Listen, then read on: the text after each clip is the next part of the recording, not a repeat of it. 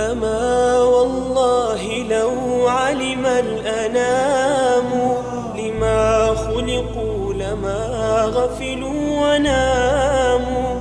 لقد خلقوا لما لو أبصرته عيون قلوبهم تاهوا وهاموا. فروح سوف ترحل في سلام وروح في الجحيم لها مقام.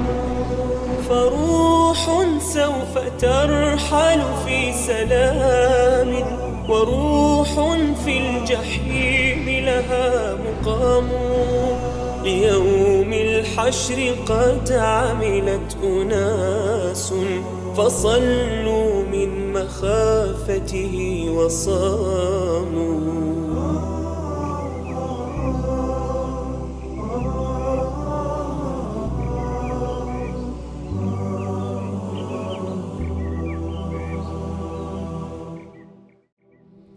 Ассаламу алейкум рахматуллахи ва баракатуху, хайякум Аллах джамиан.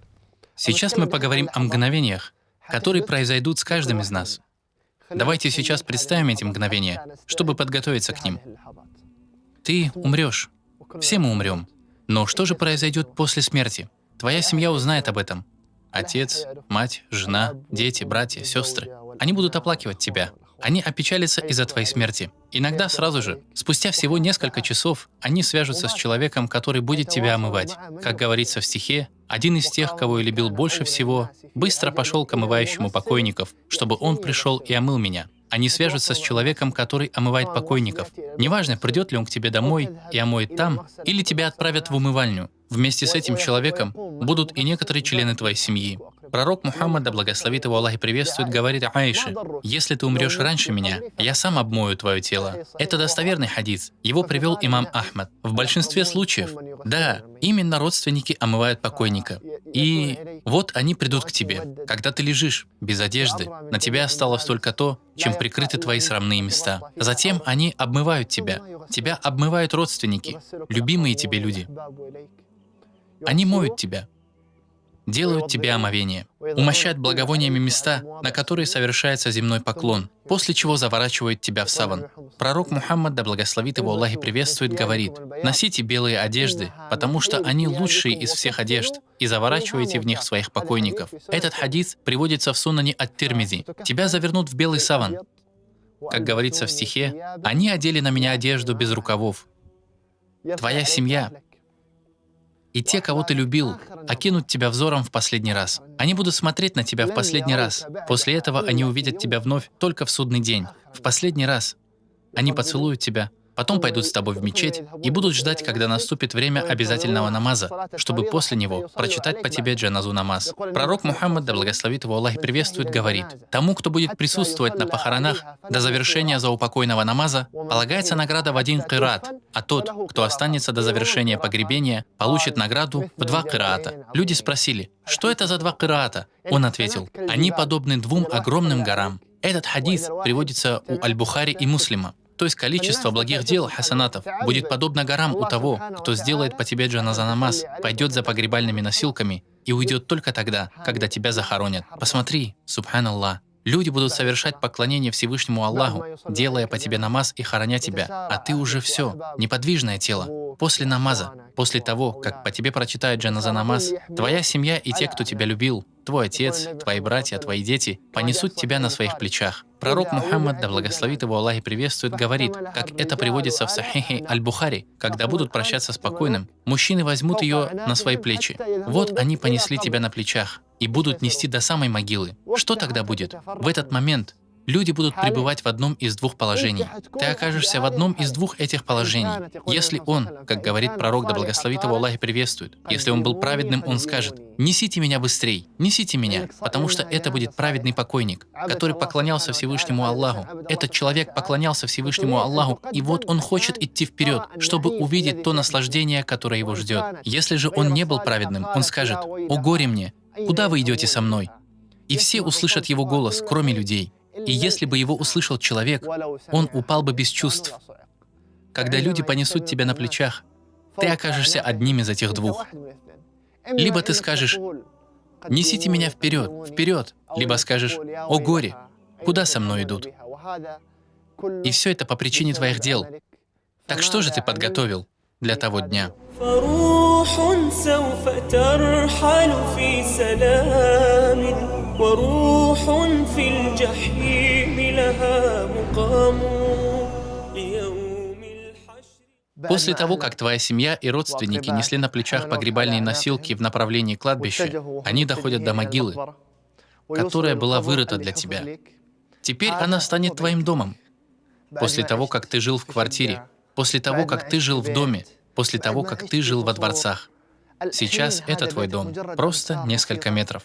Яма, полностью похожая на соседние ямы. Твоя яма такая же, как у них. Неважно, был ли ты богат или беден. В этой яме ты и будешь жить. В нее спустятся два твоих самых близких человека, которые любят тебя больше всего, которые очень сильно любят тебя.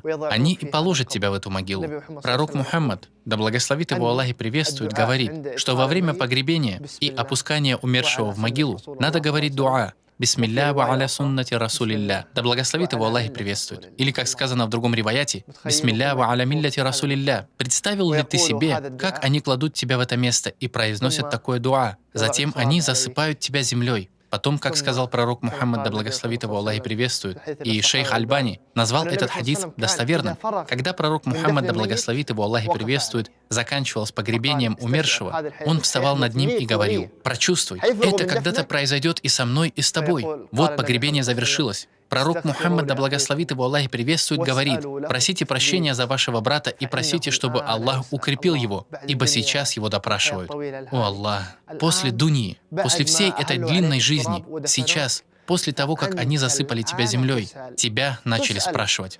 Сейчас тебя спрашивают, а твоя семья и те, кто тебя любил, уже не в могиле. Они не зайдут туда вместе с тобой. Пророк Мухаммад, да благословит его Аллах и приветствует, сказал в хадисе, который приводится у Абу Дауда: «Воистину он, то есть умерший, воистину он слышит стук их сандалий, когда они уходят. Они оставили его через несколько минут, даже не часов, всего несколько минут они постоят у могилы, поплачут по тебе, попросят, чтобы Аллах тебя укрепил, сделают за тебя дуа, а потом уйдут, отвернутся и уйдут. И ты услышишь стук их сандалий, ты услышишь звуки, как они все дальше уходят от тебя. Все, они оставили тебя в этом жилище. Через несколько дней, месяцев, лет они навестят тебя. Тебя так же, как и других умерших. Они подойдут к могилам, зайдут на кладбище и скажут: «Ассаляму алейкум, о обитатели могил из верующих и мусульман. Поистину, если будет угодно Аллаху, мы присоединимся к вам. Мы просим Аллаха ниспослать нам и вам благополучие». Это дуа, которое нужно произносить, заходя на кладбище. Могила стала твоим домом. Теперь это твое место. فروح سوف ترحل في سلام وروح في الجحيم لها مقام Что последует за тобой в твою могилу?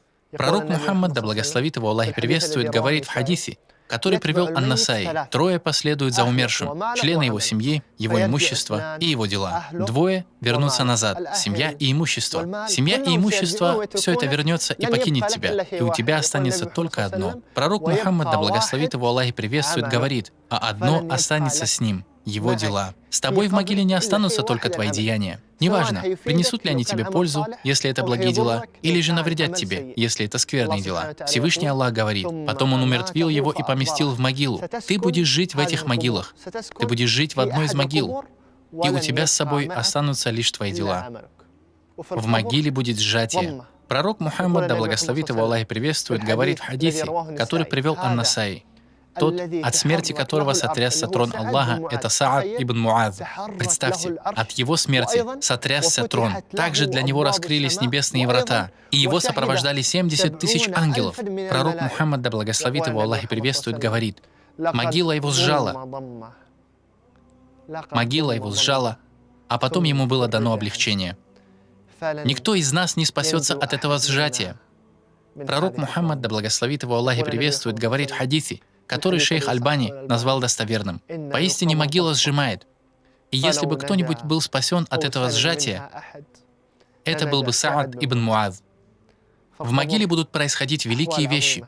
Также в могиле будут вопросы и испытания. В хадисе, который привел Аль-Бухари, Асма бинт Аби Бакр, да будет доволен Аллах ей и ее отцом, сказала: однажды посланник Аллаха, да благословит его Аллах и приветствует, поднялся со своего места, обратился к людям с проповедью и упомянул об испытаниях, которым подвергнется в могиле каждый человек. Когда он упомянул об этом, мусульмане громко закричали: это будет великая фитна, и мы поговорим о ней на следующей серии соизволения Аллаха. فروح سوف ترحل في سلام وروح في الجحيم لها مقام ليوم. Могила. Что ты можешь знать о могиле?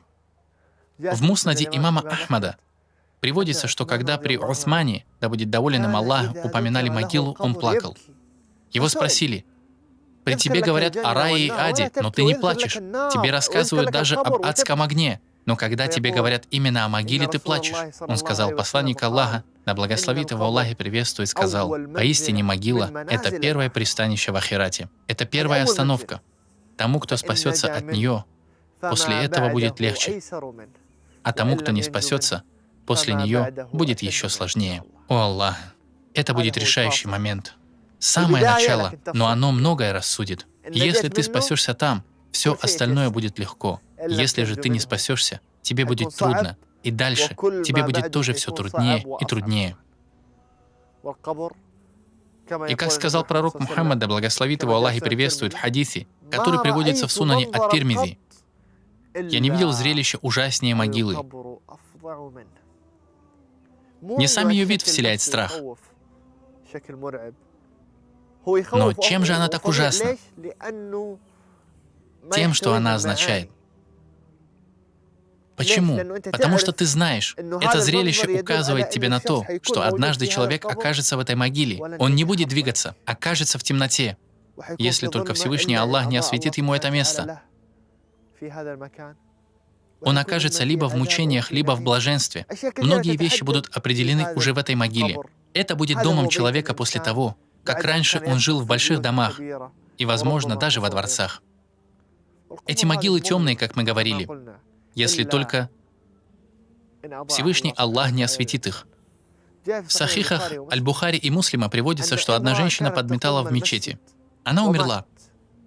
Сподвижники похоронили ее и не сообщили о ее смерти пророку Мухаммаду, да благословит его Аллах и приветствует. Когда же пророк Мухаммад, да благословит его Аллах и приветствует, узнал об этом, он сказал: «Укажите мне на ее могилу». Когда же он пришел к ее могиле, он помолился за нее. Затем пророк Мухаммад, да благословит его Аллах и приветствует, сказал: «Поистине, эти могилы погружены во мрак, окутывающий тех, кто в них находится, мрак для обитателей этих могил. И поистине Всевышний Аллах озарит их для них посредством моей молитвы. О Аллах, могила темна. Кто любит темноту?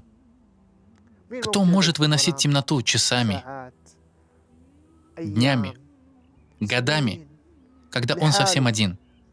Это страшно. Человеку обязательно надо работать, стремиться и стараться в этой дуньи, чтобы Аллах осветил для него его могилу. На следующей серии мы поговорим о наслаждениях в могиле. Как человек будет наслаждаться в своей могиле? Также мы поговорим о могильных мучениях. Какие наказания ожидают человека в могиле? Я прошу Всевышнего Аллаха сделать нас из числа тех, кто будет наслаждаться в своих могилах. Я прошу Всевышнего Аллаха сделать нас из числа тех, кто получит наслаждение в могиле. Также я прошу Всевышнего Аллаха защитить нас от могильного мучения. И Аллах знает лучше. И да благословит Аллах и приветствует нашего пророка Мухаммада. أما والله لو علم الأنام لما خلقوا لما غفلوا وناموا